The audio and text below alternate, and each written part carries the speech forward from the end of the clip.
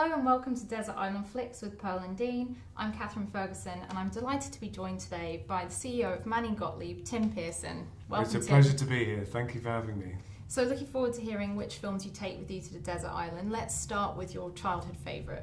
So childhood favourite, I guess it depends on which part of childhood. Earlier childhood, the first film that I can remember being absolutely absorbed in was E.T. And not just the film, because it's still an excellent film, but all of the hype around it and the merchandise and everything that happened around the launch of that movie was just so huge. So that I have big memories of that. Slightly, I guess, later, more into teens, probably the most impactful film I can remember across that period is Weird Science, because I still think it's hilarious. And there was a point in time where every single person in my year at school in Billericay in Essex in 1980 whatever knew every line from that film. It's a great movie. Very popular with teenage boys around that time. Yeah. I don't know if it's anything to do with Kelly LeBrock or whatever her name was, but it's a classic. So in it, so two boys basically they create the perfect woman using their computer. Yeah. Is that right? That's it. Yeah. You've not seen it. I've not seen it. But I do love a John Hughes 80s film. That's the only one I haven't seen. If you haven't seen that, then you've missed out. Let's take a look at Weird Science.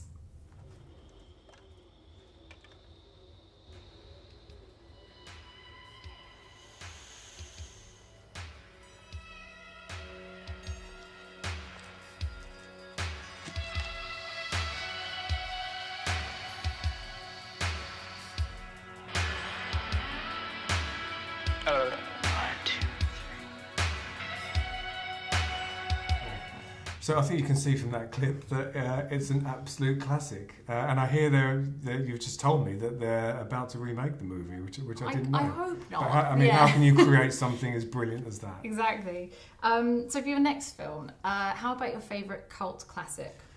I don't know if it's a cult classic, but it's definitely a classic, and in my mind, probably the most perfect film. Certainly that I've seen, and that's Goodfellas. I mean, it's everybody's favourite film. Yeah. I can watch that movie over and over again, and it never loses its appeal. So I think it really is a brilliant classic. I don't know the pure definition of a cult classic. It probably doesn't fall into that, but brilliant movie. It is incredible. I actually feel like it's not on TV enough, because if it was, I'd be watching it all the time. But you know, without that film, you wouldn't have The Sopranos, which is arguably one of the greatest TV shows of all time. So it was, it sort of created a new genre to some degree. It's just a very realistic. Not that I've ever been a gangster in New York in 1978 or whatever, but it feels realistic. Yeah, and it's a fantastic film. I mean, it spans 3 decades, doesn't it? It does. It's an epic film. Yeah, true. Let's take a look at a clip from Goodfellas. But I'm funny how? I mean, funny like I'm a clown. I amuse you. I make you laugh. I'm here to fucking amuse you. What do you mean funny? Funny how? How am I funny? No, just, you know how you tell a story. What? No, I don't know. You said it. How do I know? You said I'm funny. How the fuck am I funny? What the fuck is so funny about me? Tell me. Tell me what's funny.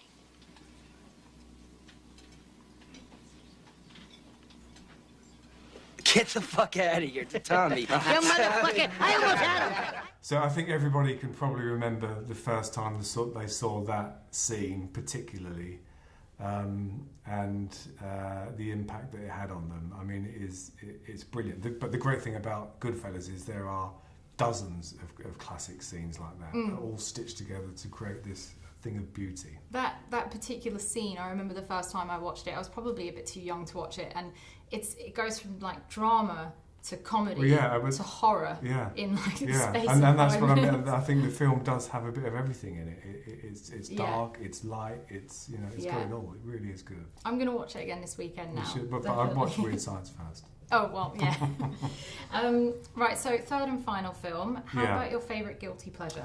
So favourite guilty pleasure is Breakfast at Tiffany's. And I'm not even sure what it is about that film, but I can keep going back to it, and I can keep particularly going back to the opening scene where she jumps out of the taxi at 5 o'clock in the morning on 3rd Avenue, 5th Avenue? Fifth Avenue. I should know that given how many times I've seen it. But I can rewind and watch that particular scene over and over again, and I'm not even sure what is it about that scene that makes it so powerful. I mean, it's just there's something just so magical really simple, about it. And it shouldn't be that amazing, but for whatever reason, it is. How old were you when you first watched? I was probably like 25 or something like that. So it's not necessarily a film that I would have naturally thought would be a guilty pleasure of mine, but it really is very good. It is. It's such a wonderful. It's actually one of my favourites. I had the poster up in my bedroom as a teenager. Yeah, and I mean, she's iconic, isn't she, in that film? It's a wonderful story and sort of timeless as well. Yeah, I think. definitely. Yeah. I remember Truman Capote, who wrote the novella. He originally wanted Marilyn Monroe in that role. I didn't know that. And he was very angry with Paramount for casting Audrey Hepburn against his wishes. And it wouldn't. I don't know. I mean, but Marilyn would not have been as good as Audrey. It would have been a very different film. Yeah, definitely. I didn't think we'd get into a conversation about me loving Audrey Hepburn when I came in today, but we did. Well, let's take a look at the opening scene from Breakfast at Tiffany's.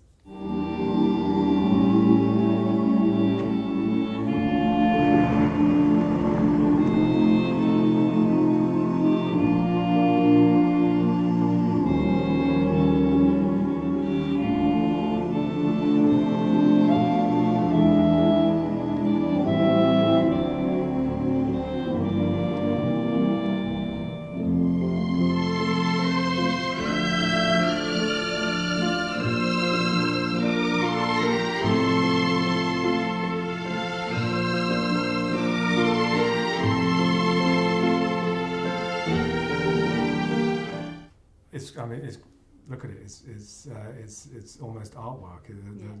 The music, the simplicity of it. That moment in time in New York. It's a special scene. Yeah, I think it's a lovely film to put on a Sunday afternoon. Yeah, it's a sort of feel good. There's a bit of sadness to it, but it's a pretty good feel good film.